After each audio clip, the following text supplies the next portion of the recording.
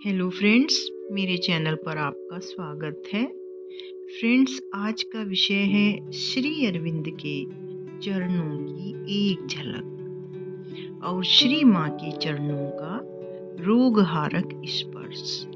इस विषय को मैंने अखिल भारतीय पत्रिका अग्निशिखा से लिया है और इस लेख को श्री अरविंदो आश्रम के एक वरिष्ठ साधक नीरद वरण जी ने लिखा है।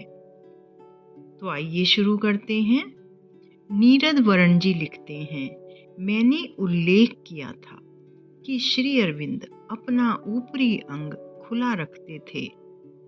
इस दृष्टि से और कई आदतों में भी वे बहुत भारतीय थे। हालांकि उनका लालन पालन अंग्रेजी तरीके से हुआ था। उदाहरण के लिए, कमरे में चप्पलें पहनने की उनकी आदत नहीं थी। वे हमेशा नंगे पांव रहा करते थे। जब किसी ने उन्हें चप्पलें भेंट की तो उन्होंने कहा, मैं तो इनका उपयोग नहीं करता, इन्हें नलिनी को दे दो, उसे जूते बहुत पसंद हैं। नलिनी आश्रम के ही एक दूसरे साधक थे।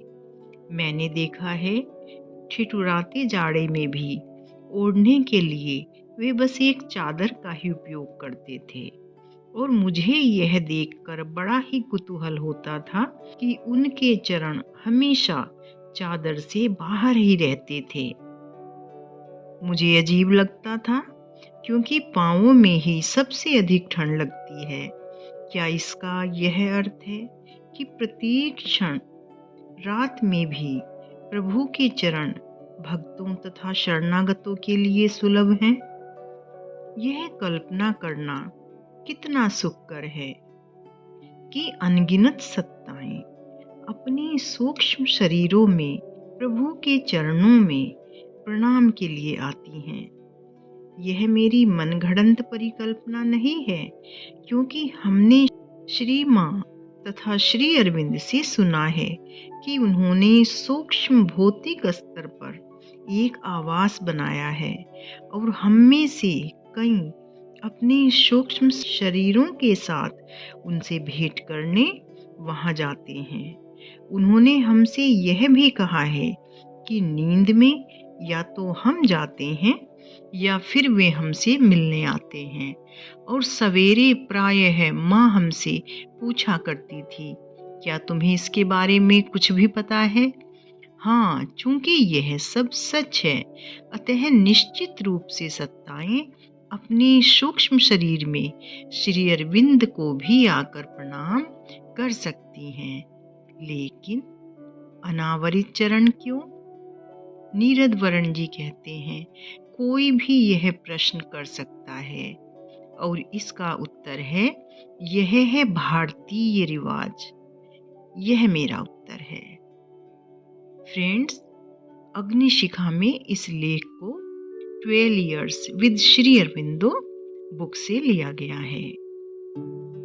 श्री माँ के चरणों का रोगहारक स्पर्श।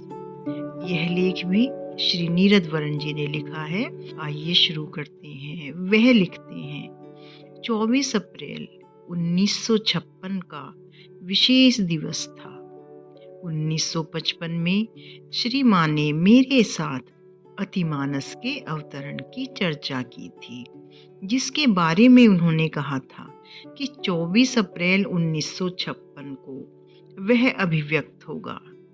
लेकिन फिर वह 29 फरवरी 1956 को ही अवतीर्ण हो गया और उसी वर्ष 24 अप्रैल को उसकी सबसे पहले घोषणा की गई। निशिकांत ने, जो कि आश्रम के ही एक साधक थे, श्री माँ को लिखा कि अतिमानस के अवतरण तक वे जिंदा रहना चाहते हैं। माँ ने उन्हें वचन दे दिया। अब दर्शन के लिए बस 3 दिन बचे थे और निशिकांत मृत्युशैया पर थे।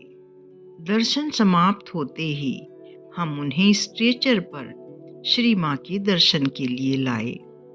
स्ट्रेचर सीढ़ी के पास रखा गया। श्री माँ नीचे उतरी। उनके पीछे पीछे प्रणव तथा अन्य लोग भी थे। हमने स्ट्रेचर उठाया। निशिकांत ने अपने दुर्बल हाथ माँ के सामने फैला दिए। माँ ने तुरंत अपने दोनों हाथों में उनके हाथ जकड़ लिए और उन्हें अपने सीने की ओर ले आईं। निशिकांत की फटी फटी आंखों को देख माँ हल्के से मुस्कुराई।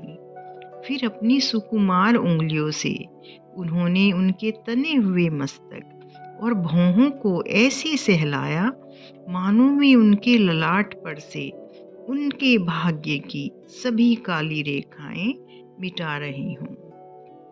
अचानक अपनी छाती की ओर संकेत करते हुए निशिकांत रुक रुक कर बोले, माँ, तुम्हारे चरण यहाँ। स्ट्रेचर नीचे रखा गया। माँ ने सहारे के लिए प्रणव का हाथ थामा और अपना दाहिना पांव उठाकर धीरे से निशिकांत की छाती पर रख दिया। अपने कांपते हाथों से निशिकांत ने श्री माँ का चरण अपनी छाती पर दबाया। नीरद वर्ण जी लिखते हैं, श्री अरविंद के मांत्रिक शब्द मेरे मस्तिष्क में उमड़ने लगे। उनके चरण स्पर्श जीवन की दुखदाई धड़कन को हर ले। शाम को जब मैं निशिकांत को देखने गया तो मैंने उनके अंदर वह ज्वरग्रस्त विह्वलता नहीं देखी। उनका चेहरा शांत था। उनके शरीर का श्वास प्रश्वास सामान्य। धीमी आवाज में वे बोले, अंदर की वह नरकाग्नि बुझ गई है। ओह, शरीर हिम शीतल हो गया है। प्रत्येक कोशाणु शांति और प्रशांति से प्रशमित हो रहा है। नीरद वर्ण जी कहते हैं, 1956 में यह आश्चर्य हमारी आंखों के सम्मुख घटा। उसके बाद निशिकांत 17 वर्षों तक और जिए। फ्रेंड्स, यह लेख अग्निशिखा में memorable contacts with the mother से लिया गया है। आज के लिए बस इतना ही। मिलते हैं अगले वीडियो में एक अन्य विषय के साथ। जय श्री कृष्णा।